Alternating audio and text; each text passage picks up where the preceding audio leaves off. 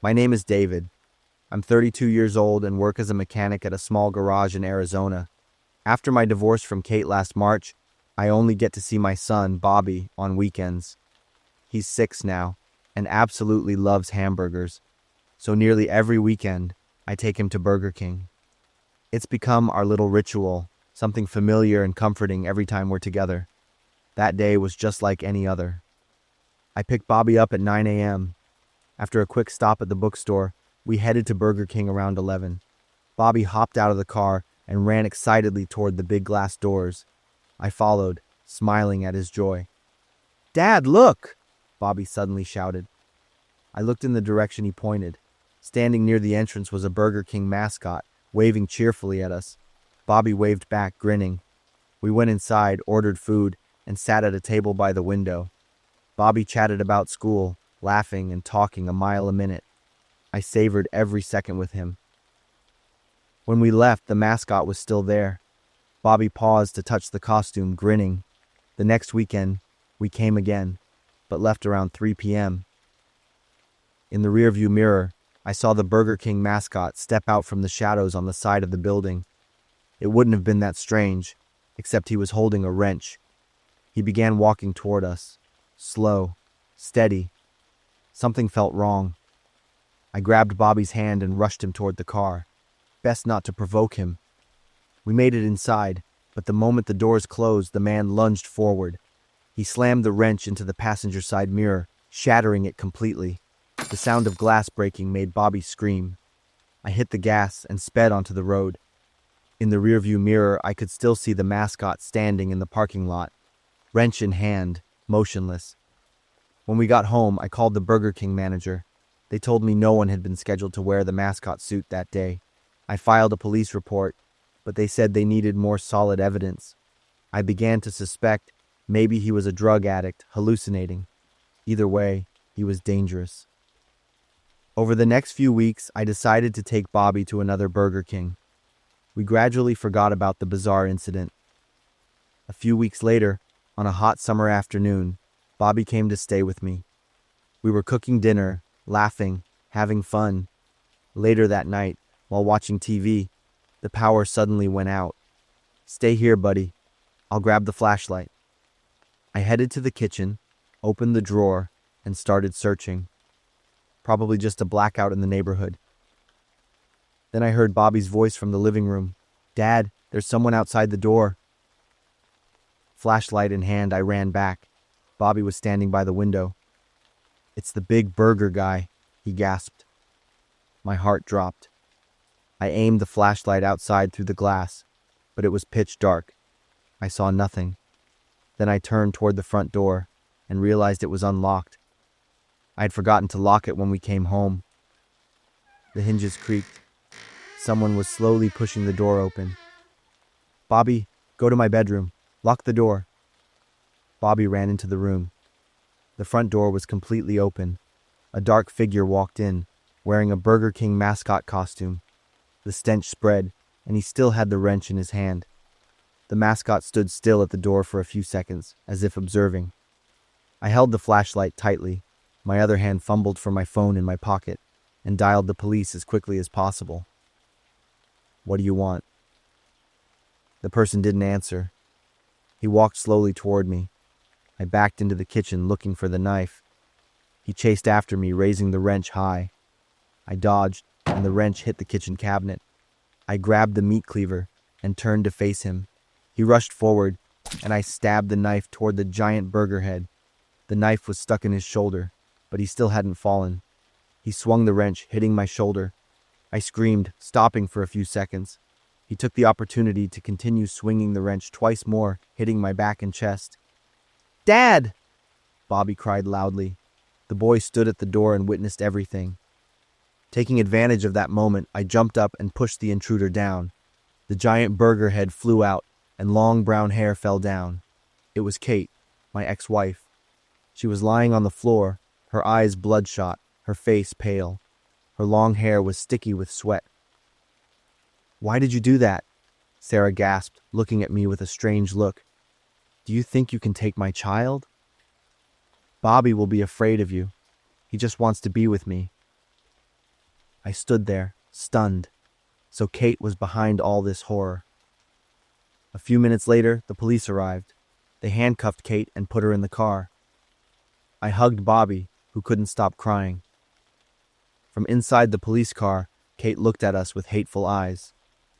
The next day, the lawyer said that Kate had been severely depressed since the divorce. She rented a mascot costume and followed us for months. The goal was to make Bobby afraid to be with me. Kate will be receiving psychological treatment in the near future. Then we will go to court to renegotiate custody. Bobby doesn't want to go to Burger King anymore. He often asks about his mother, but I don't know how to explain everything to him. All I can do is hold him close and whisper, "Everything will be okay, son." I am Benny, 14 years old. The horrifying and haunting story I'm about to tell took place just a few months ago. Everything is still clear, down to the smallest detail, in my mind. I was in 9th grade at a small high school in the outskirts of Michigan. It was a peaceful place where everyone knew each other, and everything seemed very simple. I had two close friends, Janet and Kathy. Janet stood out with her shiny blonde hair, slim figure, and the confidence that made everyone take notice. Kathy, on the other hand, had a fuller figure, a cheerful face, and a gentle personality. In my eyes, Kathy was always lovable and kind, but Janet often didn't think the same way.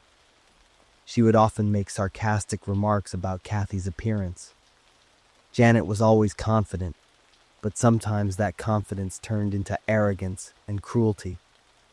At first, I just stayed silent when I heard Janet talk badly about Kathy. But as the words became more rude and hurtful, I decided to speak up to her. Janet just gave a slight laugh, telling me I was being too sensitive, overreacting, and didn't change her attitude. Despite that, Janet still acted friendly with Kathy in front of everyone, as if nothing had happened.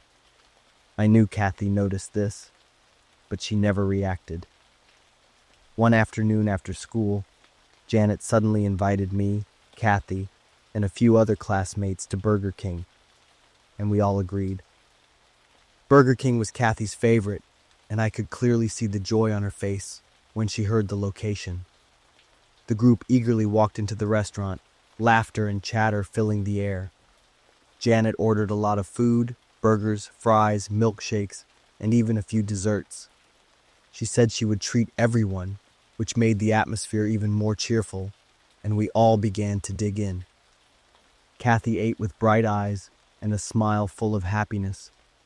It was a rare moment when she no longer worried about gossip or scrutinizing stares. Janet suddenly took out her phone and secretly took a photo of Kathy while she was eating. Then, Janet raised her phone, pointed it towards everyone, and burst out laughing while pointing at the screen. She began to mock Kathy's appearance, making cruel comments about the way Kathy ate and her looks. I said in a serious tone, reminding Janet to stop, but she acted as if she hadn't heard me. Kathy froze, her face turning red, her eyes filled with shame and hurt. Kathy stood up abruptly, her trembling hands crushing the burger in her grip. Kathy turned and ran out of Burger King without saying a word. The group fell silent, a heavy feeling enveloping the air. Janet, seemingly unbothered, just shrugged and continued eating as if nothing had happened. I sat there looking out the window, feeling angry and helpless. I know Kathy will never forget this moment, and that torments me. After that, Kathy became different. She stopped eating, saying that she wanted to lose weight. Kathy's lunch was just a bottle of water, and she refused every invitation to eat with me. Kathy's skin was pale, her eyes were dark-circled, and her movements were sluggish. I was worried, but Kathy always said that she was fine. One day, Kathy fainted in the middle of the schoolyard. She was taken to the infirmary and hospitalized shortly afterward. When I visited Kathy in the hospital, she was crying uncontrollably.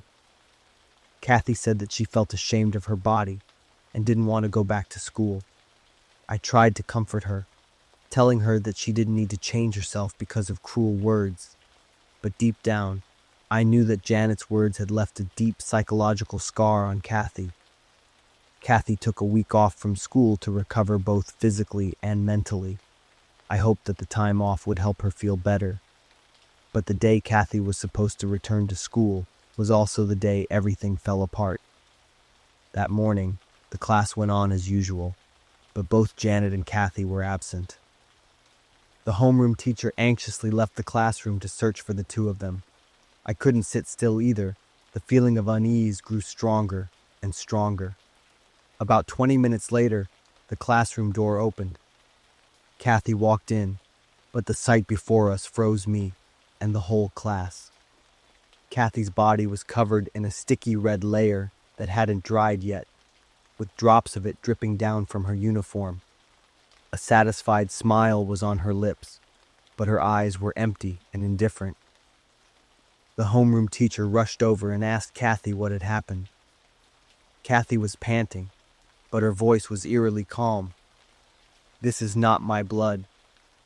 Before we could even comprehend what was happening, a scream suddenly rang out, and the whole class froze in shock. The police and security were called immediately. I don't remember how I ran up there. I just know that my legs didn't stop until I saw Janet. She was lying on the ground, motionless, in a large pool of red. Janet's body was covered in cuts, with a deep gash on her neck. Janet's eyes were wide open, lifeless, as if she was still terrified of something before she passed. I stood there, my body trembling, unable to believe what I was seeing. Kathy was taken away by the police right after that. She didn't cry, didn't scream. She just silently followed, as if she had already prepared for this moment. In that moment, I didn't recognize the friend I once knew. Rumors began to spread throughout the school. Some people said that Kathy had taken revenge on Janet for the cruel words she had said before. Others said that Kathy had lost control after enduring so much for so long. Now, I don't know how to move past these terrifying memories. Kathy, the kind and sweet friend I once knew, has now become a part of an endless nightmare. Janet, the girl who was once full of confidence and pride, is now just a painful memory. I'm not sure if I'll ever understand the truth behind all of this, or if I'll be able to forgive myself for not doing anything to prevent this tragedy. I'm Dante, 46 years old. I live in Houston with my wife and 18-year-old daughter, Selena. 3 months ago, a terrible incident happened that caused us to lose our beloved Selena forever. It was a weekend evening. Around 11 p.m., I drove to pick up Selena from a birthday party. A while ago, she told me to go to Laura's birthday, Selena's best friend. I learned that Laura lives alone. That house was bought by her parents on her 18th birthday. When arriving at Laura's house, silence prevailed. I guess the party is over. I sat in the car and called Selena, but after 3 phone calls, she didn't pick up. I was worried and was about to get out of the car to ring the doorbell when Selena ran out. The girl was still wearing her party outfit, but she was wearing a baseball cap that covered her face. Selena opened the car door and sat in the back seat. I turned back to ask, but she didn't answer. I told her to get in the front seat, but Selena just sat with her head down and shook her head. The smell of alcohol was strong throughout the car. I guess she's drunk because she drank too much. I didn't say much more and started driving home. On the way home, I kept glancing through the rearview mirror in the car to see Selena's situation. While passing a Burger King store, Selena suddenly spoke. "Can I have a burger, Dad?" I was a bit surprised. She spoke with a strange voice and spoke very fast. It took me a few seconds to respond. "Okay, kiddo." I stopped the car in front of a burger store. Selena immediately opened the door and quickly rushed out of the car. I was both surprised and worried, quickly took off my seatbelt and took my phone into the store. I remember it was almost 12 o'clock at night. Entering the store, there were only a few customers and 2 male employees left. Looking at the service counter, I didn't see Selena there. I looked around the store but couldn't see her. I went to ask the store staff. He said just now a girl wearing the clothes I described came into the bathroom. Maybe she felt uncomfortable, so she wanted to use the bathroom first, I thought. I stood at the service counter ordering a cheeseburger. I know Selena's preferences very well. About 5 minutes later, the burger was being made, but Selena still hadn't appeared. I walked towards the bathroom, stood about 1 meter from the door and called out. Selena did not answer. I continued calling and lost my patience. I approached and knocked on the bathroom door. Suddenly, the door slowly opened. I was surprised to see there was no one inside. I could clearly feel the smell of alcohol still in the bathroom. I went to the service counter. She wasn't there. I grabbed the burger and ran to the car. Selena wasn't in the car either. Returning to the store, I looked around again but still couldn't find my daughter. I asked the staff. They all said they didn't see Selena. One of the 2 employees there said he heard the sound of water being flushed while I was ordering a burger.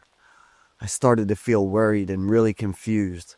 Selena has never had such strange behavior. I told 2 male employees to let me review the images from the surveillance camera, and they happily agreed. Surveillance camera images show that Selena entered the store and headed towards the bathroom. But since then, she has not appeared again. There were the last few customers I saw at the beginning walking out of the store with a girl. I quickly picked up the phone to call Selena, but she left the phone in the car. I called my wife. She said the girl wasn't home yet. By this time, I was really worried and insecure. Everything happened so quickly and inexplicably that I had no time to react. I returned home and told my wife the whole thing. My wife quickly called the police. That whole night, my husband and I didn't sleep. We consoled each other that Selena was just drunk and fell asleep somewhere. Early the next morning, my husband and I went to Laura's house. Laura said the last time she saw Selena was when I picked her up. Laura was very worried. She said she would contact a few other friends to look for Selena and my husband and I. I announced the bad news to Merlin, which was that her boyfriend was 3 years older than Selena. But he didn't have any worries when he found out. Just like that, my daughter mysteriously disappeared. The police are still actively searching. It's been nearly 3 months and my husband and I never lost hope of finding Selena. I always prayed to God for her safety, but he did not hear my prayers. One morning, the local news channel reported a horrific case. At the young girl's house, they found the body of a man who had been strangled to the point of suffocation. He had bruises all over his body and had many needle punctures. Not only that, the police also discovered the decomposing body of a girl hidden in the attic. The police discovered that the young girl's house contained a lot of drugs and other illegal substances under the bed. My wife and I were dumbfounded. That killer girl was Laura. The man's body was Merlin, my daughter's boyfriend. My wife burst into tears. She looked at me in pain but couldn't say a word. I understood what my wife meant. I was frightened by my speculations in my head. I contacted the police in charge of Selena's disappearance. After investigation, they determined that the decomposing body of the girl in Laura's house was Selena, my daughter. Police said Laura admitted that she and Merlin had been secretly going back and forth behind Selena's back. That birthday party, they had a terrible argument. After all the guests left, Laura, Merlin, and Selena remained to resolve the conflict. In anger, Selena was strangled by Merlin. Laura witnessed my daughter gradually lose her life, but was very happy. They became a couple, often going to Laura's house to have fun and use drugs. In a drunken stupor, Laura strangled Merlin while he slept, and then used a needle to stab Merlin's body multiple times. So the person I picked up that night was Laura. She disguised herself as Selena and created a mysterious disappearance. Why don't I recognize my own daughter? The soft patter of rain tapped gently against the metal roof of the McDonald's. The clock on the wall read 2 a.m. I still had 5 more hours left on my overnight shift. My name's Mike Collins. I'm a senior at the University of Maine. The restaurant was dead quiet. Barron, my coworker, was in the back checking inventory in the storage room. I let out a long yawn, my eyelids heavy with exhaustion. The raindrops hitting the glass windows began to grow louder, more intense. The sky outside was pitch black. A cold breeze slipped in through the doorframe, sending a chill down my spine. The hum of the refrigeration unit droned steadily in the corner. I glanced at my phone, skimmed a few messages, and looked back up toward the empty parking lot outside. Raindrops, big as marbles, smacked against the pavement. Suddenly, the chime above the entrance rang. A man walked in. He was tall, soaked from head to toe. I greeted him and asked if he'd like to see the menu. As he stepped closer, the strong scent of wet earth and sweat hit my nose. His eyes flicked nervously toward the door, then back to me. He ordered a Big Mac and a black coffee. He kept adjusting his right pant leg, like something underneath was bothering him. A glint of metal flashed near his ankle, but it vanished quickly as he pulled his pant leg down in a hurry. His every movement made me tense. With rough, weathered fingers, he reached into his jacket pocket and pulled out a soaked wallet. I couldn't help but notice his fingernails, dark and grimy, like he'd been digging in the dirt. After paying, he glanced around the restaurant, eyes locking on the security camera mounted in the corner. His lips pressed into a tight line, both hands curled into fists. I turned to prepare his meal, but I could still feel his gaze burning into my back.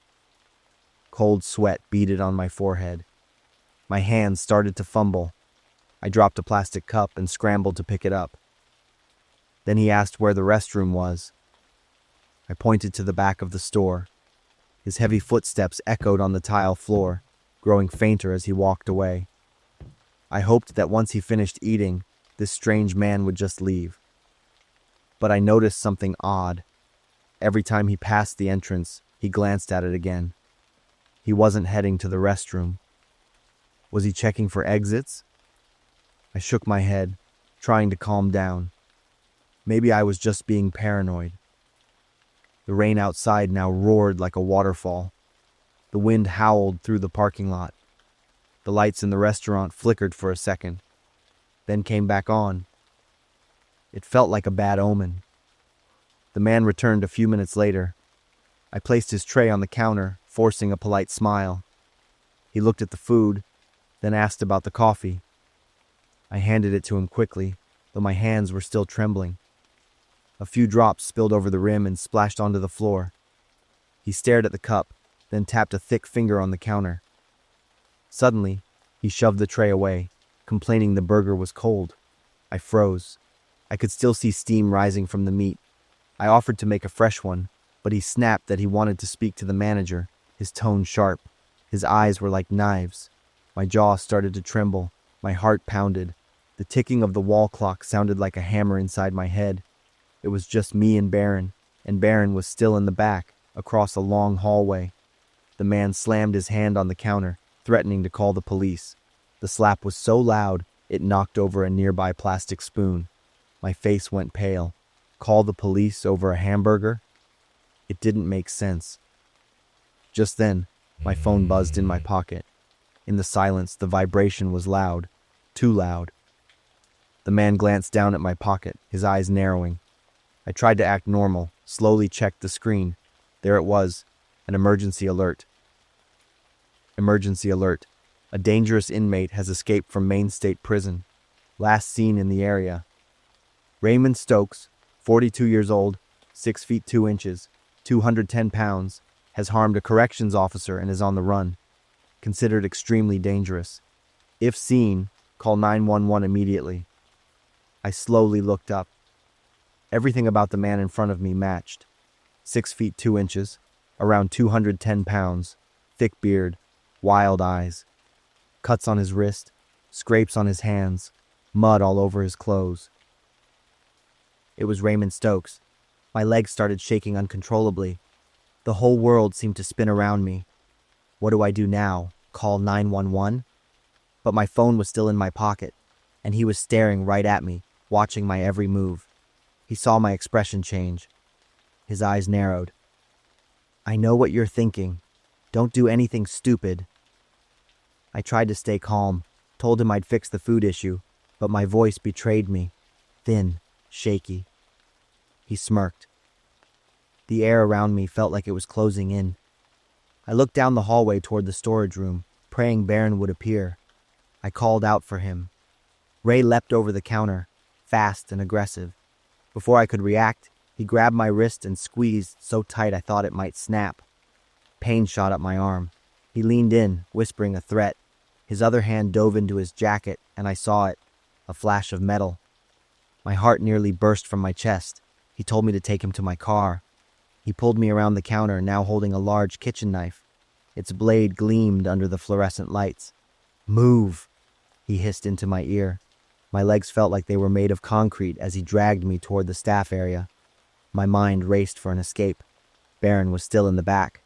If I could signal him. "I'm not trying to be a hero," I whispered. "I just work night shifts to pay for school." "Shut up," Ray growled. Suddenly, from afar came the sound of a police siren. Ray stopped cold. His face turned pale. The sirens grew louder. "You called them, didn't you?" he snarled, tightening his grip on my wrist. "No, I swear I didn't." Tears welled in my eyes. 3 police cruisers skidded into the parking lot, red and blue lights flashing through the glass. Ray's eyes darted around, looking for an escape route, his panic clear. But 3 police officers burst in, their firearms leveled at him, and he froze. I was barely breathing, still hunched over from Ray's intense questioning. In a moment of pure desperation, Ray crumpled to the floor, burying his face in his hands and sobbing like a child. The officers moved in, pinning him to the ground amidst the sharp click of handcuffs. He kept screaming, "I'm not going back to that prison. No way." It was only later that I realized. The police had come because of the electronic tracking bracelet Ray was wearing on his ankle. It turned out that what he was trying to hide was a monitoring device meant for dangerous criminals. It was still emitting a signal, leading the police straight to McDonald's. The situation ended well for me, but the fear remained, like a shadow that silently followed me through each day.